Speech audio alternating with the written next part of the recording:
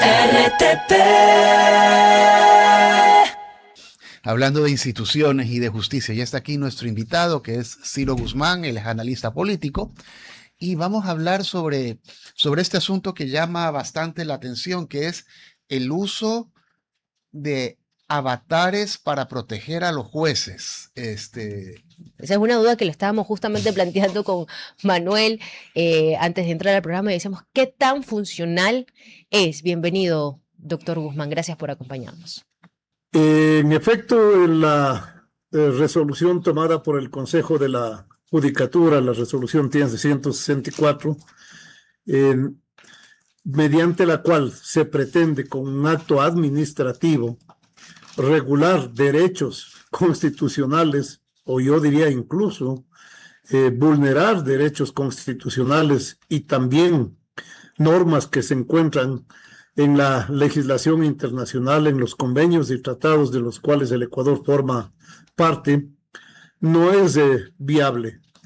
Es un elemento que, invocando una causa justa, cuál es la protección reforzada de los jueces, se pretende efectivamente alterar, violentar estos derechos.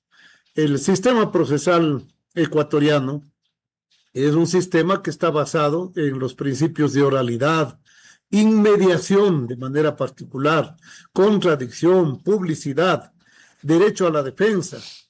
Estos principios, particularmente en materia penal, son fundamentales, tienen que ser garantizados, son la expresión genuina del debido proceso, son sus componentes. Entonces, el reemplazar la presencia física del juez o la presencia telemática del juez con su rostro, con todas sus características, por un avatar, evidentemente vulnera esos principios, vulnera los derechos de los justiciables, porque si bien es legítimo y es correcto que se garantice la seguridad de los jueces, y eso hay que hacerlo, y hay que tomar medidas para ello, porque el Estado es el responsable de la seguridad de los jueces, no puede esa necesidad trasladarse a la relación entre los jueces y los justiciables, entre los jueces y las partes, y no precisamente afectando a quienes están, diríamos, en este caso, amenazando la integridad de los jueces. Entonces, nosotros pensamos que es indispensable que estos principios de naturaleza constitucional se respeten.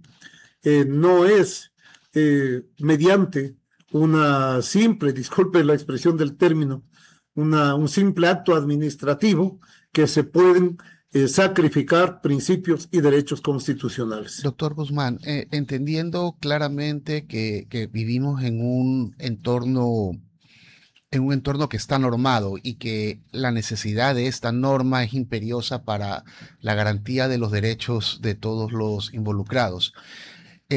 Mi pregunta va más desde la perspectiva moral más que legal. ¿Qué puede hacer una sociedad que está abrumada, no se me ocurre otra palabra, por una situación de inseguridad?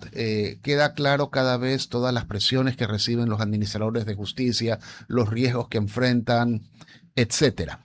Y lo que estamos diciendo aquí, me pregunto, ¿es un problema de forma o es un problema del concepto de tener un juez con un rostro visible que no sea blanco de otro tipo de presiones?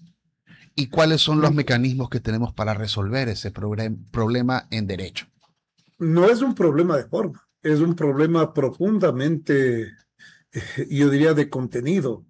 Es un problema que tiene que ser absuelto y resuelto por el Estado. Mire usted, hay jueces absolutamente probos, honrados, que requieren, y todos los jueces, toda la protección del Estado. Pero es el Estado precisamente el que no le ha garantizado esa seguridad a los jueces. Y el avatar no es precisamente el mecanismo idóneo. Recordemos el caso del juez Carlos Serrano, un juez probo, un juez sin mancha, un juez que estuvo dispuesto a toda costa a defender el principio de independencia judicial, a fallar conforme le dictaban los méritos del proceso, y él los estaba respetando. ¿Y quién fue el que no respetó precisamente esos méritos del proceso? ¿Quién fue el que atentó contra la independencia judicial? El propio Consejo de la Judicatura, a través de uno de sus altos funcionarios de manera directa, con el aval y la complicidad del propio presidente de la época del Consejo de la Judicatura, Mario Godoy, ¿ya? Y el Estado no le garantizó la seguridad a Carlos Serrano, al punto que él tuvo que irse fuera del país.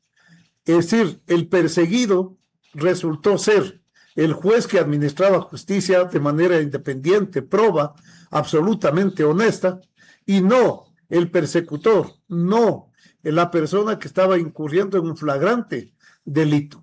Doctor Entonces, evidentemente, es el Estado el que tiene que diseñar una política estructural de seguridad, no solo de los jueces, de todos los operadores de justicia y del sistema como tal. Sí.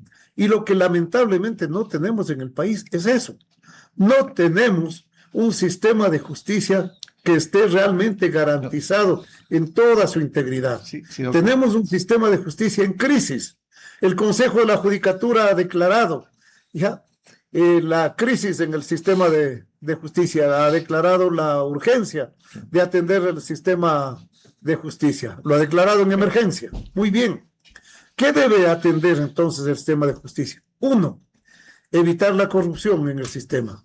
2, garantizar talento humano suficiente en el ámbito de los jueces, fiscales, capaz de que haya celeridad en los procesos, sí, en el sistema de justicia. Sí. 3, garantizar una infraestructura física y tecnológica suficiente que permita efectivamente una administración apropiada en el sistema de justicia. Doctor 4, todo esto se hace con recursos. Claro que sí. Esto no se hace solo con palabras, no se hace con una simple resolución administrativa, reemplazando el avatar por el rostro del juez, no. Esto se hace con inversión en el sistema de justicia. El propio Consejo de la Judicatura ha dicho que se necesitan más o menos 400 millones de manera urgente, ya, para que podamos lograr estos elementos que estamos planteando. Concursos de jueces, cambios en la Corte Nacional está incompleta. No.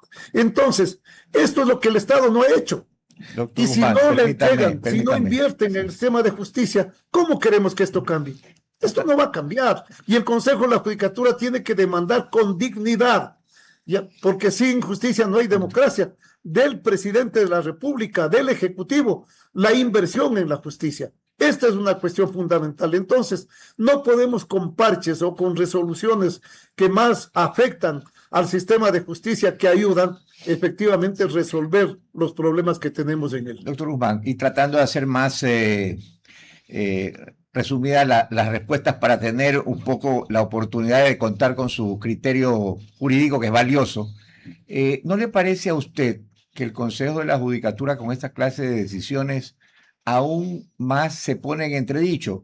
Tiene una presidenta sobre la cual recaen serios cuestionamientos por la forma como accedió a la posición que desempeña. Y adicionalmente existen jueces, ¿no?, que, como usted bien señala, administran justicia de manera correcta, caso doctor Serrano, caso doctor Uzcategui, y resulta que ellos son los perseguidos, los cuestionados, y estamos instrumentando temas que más bien no le dan transparencia a la administración de justicia del país. Efectivamente, cuando usted ha señalado las condiciones en las que llegó la doctora Caicedo a la presidencia del Consejo de la Judicatura, pero incluso en esas circunstancias nosotros aspirábamos y aspiramos a que su llegada constituya un viraje en la forma de conducir el Consejo de la Judicatura, porque este es un organismo totalmente desprestigiado ante la opinión pública, un organismo que requiere recomponerse, un organismo que tiene que dar evidencias, muestras de que realmente está dispuesto a ello. Doctor y como Guzmán, dije hace un momento, eso pasa en primer lugar por garantizar la independencia del sistema de justicia frente a los diferentes poderes e intereses del Estado, sean estos, digamos, a intereses políticos del Estado, a intereses económicos, a grandes intereses económicos, o a intereses incluso de la delincuencia organizada. Doctor Pero Guzmán, eso pasa por una transformación integral del sistema y eso pasa por una inversión en el sistema. doctor Guzmán, voy a tomar su palabra de la transformación del sistema. ¿Cómo se transforma un sistema? ¿Qué pasos tenemos que dar? Porque efectivamente creo que todos podemos coincidir en el nivel de frustración que tiene la ciudadanía frente a la sensación de inequidad y de falta de eficiencia de nuestro sistema judicial. Eso creo que todos podemos estar de acuerdo. Parece que no nos ponemos de acuerdo en cuáles son los pasos para resolver este galimatías. ¿Por dónde empezamos? Debemos empezar por lo más importante, que es, por ejemplo, el asunto de la evaluación y el asunto del nombramiento de los jueces que en estos momentos nos faltan, y jueces y fiscales. Eso significa inversión. No se puede resolver eso con una medida simplemente urgente, que es esta de los jueces temporales, que van a ser promovidos dentro del propio ámbito del sistema de justicia. Secretarios, ayudantes judiciales, etcétera, promovidos a la condición de jueces de primer nivel, y los jueces de primer nivel promovidos a la condición de miembros de tribunales, etcétera. No, ya, temporalmente puede soportar eso el sistema de justicia, pero esos jueces temporales no van a tener precisamente lo que estamos reclamando, independencia judicial, porque es obvio que al ser jueces temporales van a ser condicionados por los diversos interesados en presionar al sistema de justicia. Doctor, y deja la sospecha, ¿no? De alguna u otra manera lo que usted señala, y este es, por si acaso, es una medida, no es nueva, es una medida que anteriormente ya se la había usado, justamente para sobrepasar lo que aún seguimos viviendo, y es la falta de jueces y la falta de concursos para poder colocar a los titulares. Ahora, la escuchaba yo muy atenta a usted cuando hablaba sobre el tema de financiamiento, garantías, ir por la parte constitucional y lo demás. Pero este tema de jueces con avatares, ¿no le suena más o menos a esa propuesta que alguna vez escuchamos como jueces sin rostros? ¿Alguna forma de también blindar al sistema de justicia para que no sea, no solamente perseguido por bandas o por quienes quieran pagar, sino también para que puedan evitar ser cooptados y pagados y actuar de manera tal vez señalada por algún tipo de mafia o algún tipo de grupo político interesado? ¿No lo ve relacionado? ¿No ve tal vez usted de alguna manera un ápice de una luz de que se quiere resguardar a estos jueces, o simplemente es una medida parche? Es una medida parche. Es una implementación, yo diría, subterránea de los jueces sin rostro, que es un tema altamente discutible y evidentemente yo personalmente no estoy de acuerdo con eso, por lo que indiqué hace un momento respecto de cuáles son las garantías del debido proceso, las garantías judiciales, particularmente el principio de inmediación. Okay. Por lo tanto, y es una medida que camufla, es una medida que esconde el hecho de que el Estado no asume su responsabilidad para transformar el sistema de justicia. Ahorita es urgente, por ejemplo, debería convocarse ya a los concursos de jueces titulares en todos los niveles, Corte Nacional, jueces de primer nivel, jueces constitucionales, etcétera. Sin embargo, ello no ocurre. ¿Y por qué no ocurre? No ocurre porque simple y llanamente no hay el dinero para ello.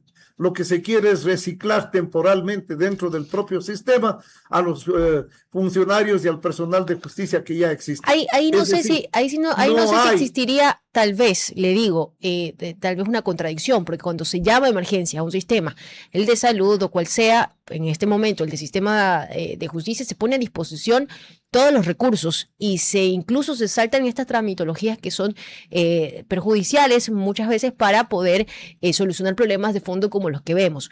Tal vez, no sé, le consulto, lo que no hay es voluntad política para hacerlo, porque los recursos hoy en un estado de emergencia como el que está el sistema judicial declarado deberían estar. Así es. pero no hay la voluntad política, particularmente del Ejecutivo, para resolver estos problemas. El Ejecutivo, antes que estar interesado en direccionar los fallos de los jueces en el sistema de justicia, atentando a la independencia judicial, lo que debe hacer es invertir en el sistema, entregar los recursos. Y mire usted, la crisis que tenemos, no solo en el sistema de justicia, como usted ha dicho, en todos los sistemas, en el sistema de salud, etcétera, es precisamente ¿por qué? Porque no hay inversión, no hay recursos. ¿Ya? La salud, la educación, la justicia, etcétera, no son las prioridades que tiene el Ejecutivo para resolverlas. Y el Consejo de la Judicatura no puede ocultar, yo diría, disimular esa falta de recursos con medidas como estas que no resuelven bajo ninguna circunstancia los problemas que tenemos en el sistema de justicia. 7:28 de la mañana. Gracias, doctor Guzmán, por habernos acompañado. Ha sido muy amable. Gracias a usted. RTP